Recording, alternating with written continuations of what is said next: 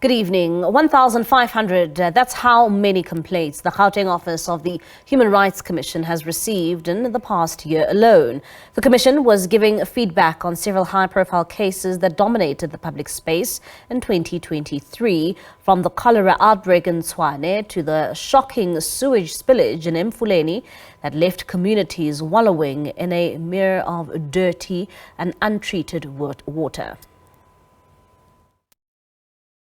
The Commission says they've seen a sharp increase in water storage and sewage spillage in the Emfuleni region over the past few months. The number of complaints that we're seeing about from people who are saying that they're encountering sewage spillages which are affecting their homes. It goes as far as to Lesedi municipality and Sedibeng municipality, which all feed into this area. Obviously, there seems to be a contrast in terms of the response times based on people's geography, with the issue being more prevalent in particular townships and the response times from the municipalities being rather slow. They flagged dysfunctional municipalities as being central to the ongoing service delivery challenges and are calling on National to intervene and put stopgap measures to urgently deal with the issue. They've also reported the offending municipalities to the Department of Cooperative Governance.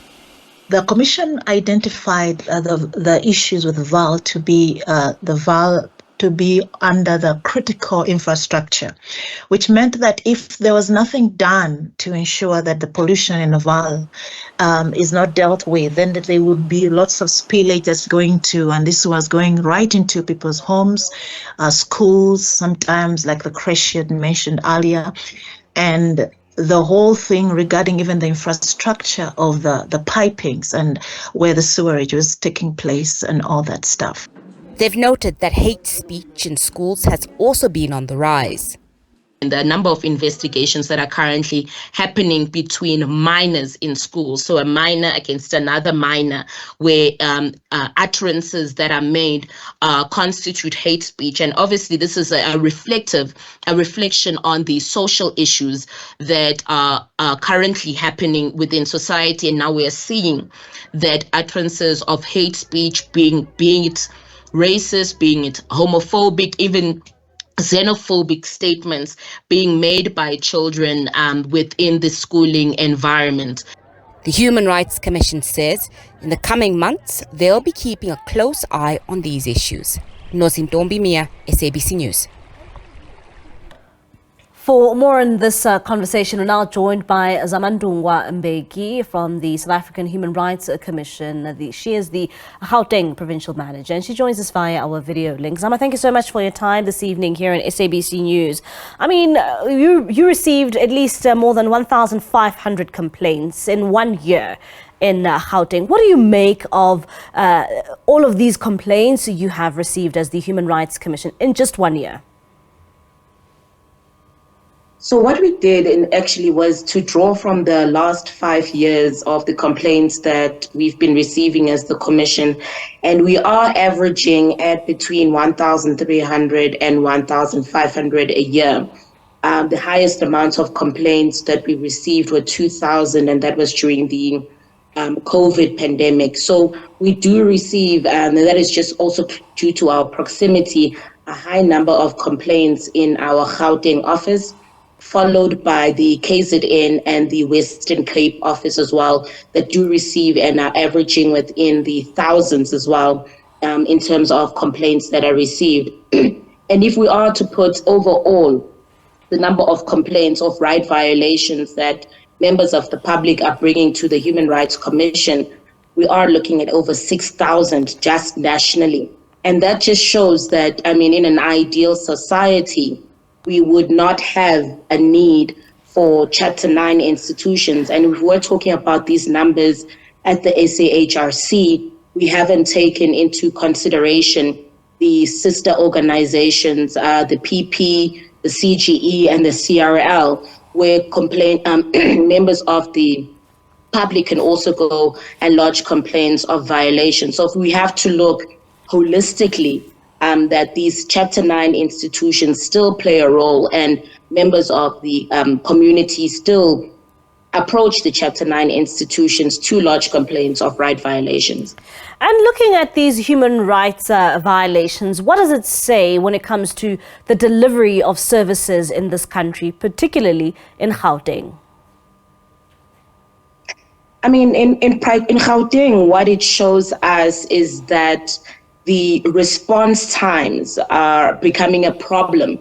And as we look at the issues of aging infrastructure, one, the number of people who are coming to live in Gauteng based on the 2022 census, we see that we are currently averaging at about 15 million people in Gauteng. And those, everybody, each person there, we're talking about the right to education, the right to access health services, the right to water, etc. But all of this is dependent on infrastructure which is adequately maintained, but also infrastructure that can provide this service continuously. And the more challenges that we're currently seeing lead and more maintenance that is currently being required. And if you remember on the last couple of weeks, the issues of the water, the huge amount of maintenance that is required for the water infrastructure. It just means that on average, there's a greater demand for services in the province.